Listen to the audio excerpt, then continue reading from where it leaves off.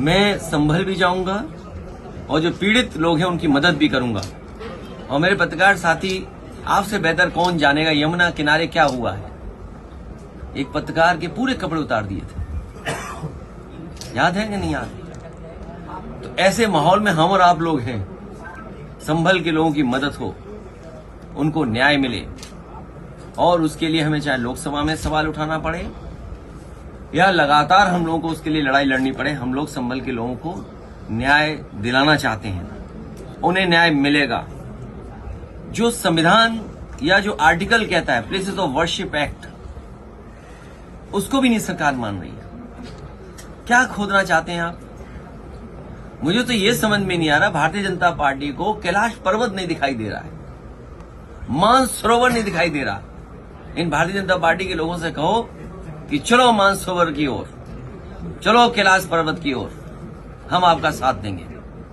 हो अगर हिम्मत उनमें हो, उनमें बहादुरी, तो चल के दिखाएं।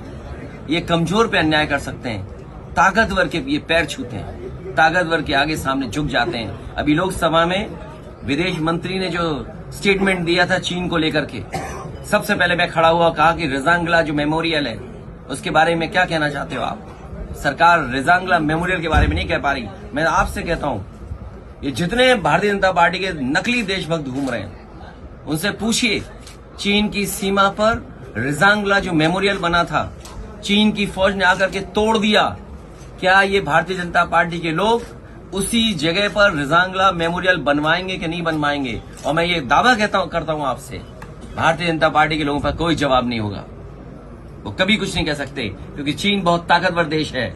भारतीय जनता पार्टी की हिम्मत नहीं है उनके लोगों को कि जाकर के कुछ अपने रजांगला के बारे में कह दें, कैलाश पर्वत के बारे में कह दें, मानसरोवर के बारे में कह दें। और मैं आज आपके सामने कह रहा हूं, ऑन रिकॉर्ड कह रहा हूं, वो दिन आएगा जब चीन आपको मानसरोवर नहीं जाने देगा, कैलाश पर्वत की ओर नहीं जाने देगा, क्योंकि उन्होंने बड़े पैमाने पर मिसाइल्स का कारखाना वहां लगा दिया है।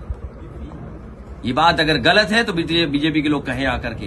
केवल 12 किलोमीटर सड़क बनी थी, नेपाल ने आपके खिलाफ खड़ा कर दिया था, नेपाल को चीन ने। लिपू लेक को लेकर के 12 किलोमीटर सड़क बनी थी, अगर आपको याद हो, नेपाल को आपके खिलाफ खड़ा कर दिया था। ये बीजेपी के लोग केवल कमजोर पर अन्याय कर सकते हैं, ताकतवर के सामने ये झुक जाते हैं। चीन के खिलाफ नहीं बोलेंगे, क्योंकि इन्हीं के लोग सबसे ज्यादा कारोबार चीन से कर रहे हैं। तो ये सवाल बड़े हैं जिसका जवाब बीजेपी के पास नहीं है, बीजेपी के पास जवाब नहीं दे सकते हैं। और मैं तो कहूंगा पत्रकार साथियों, आप भी चलना कैलाश पर्वत की तरफ, मानसरोवर की तरफ। हम सब लोग चलेंगे, आगे आगे बीजेपी वाले, पीछे प्रेस वाले, और प्रेस वालों के पीछे समाजवादी लोग चलेंगे, जिससे आप लोग लौट ना पाओ, आपको धक्का देकर के पहुंचा जाएंगे।